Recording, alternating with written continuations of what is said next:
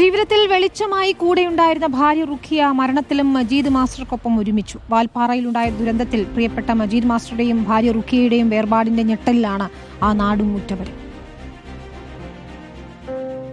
90% കാഴ്ചാപരിമിതിയുണ്ട് മജീദ് മാസ്റ്റർക്ക്. എങ്കിലും അകക്കണ്ണിലെ കാഴ്ച കൊണ്ട് കുട്ടികളുടെ ഹൃദയം കവർന്നു ആ അധ്യാപകൻ. പാട്ടുപാടിയും കഥകൾ പറഞ്ഞും മജീദ് മാസ്റ്റർ കുട്ടികളുടെ പ്രിയങ്കരനായി. മക്കളില്ലാത്തവർക്ക് ശിഷ്യരെല്ലാം പൊന്നോമനകളായി. ജീവിതയാത്രയിൽ ഭാര്യ റുഖിയയായിരുന്നു മജീദ് മാസ്റ്ററുടെ വെളിച്ചം. വീട്ടിലെന്ന പോലെ ഏത് യാത്രയിലും ഭാര്യ റുഖിയ മാസ്റ്ററുടെ വഴികാട്ടിയാകും. അന്ത്യയാത്രയിലും മജീദ് മാസ്റ്ററുടെ കൈപിടിച്ച് റുഖിയ കൂടെ തന്നെയുണ്ടായിരുന്നു.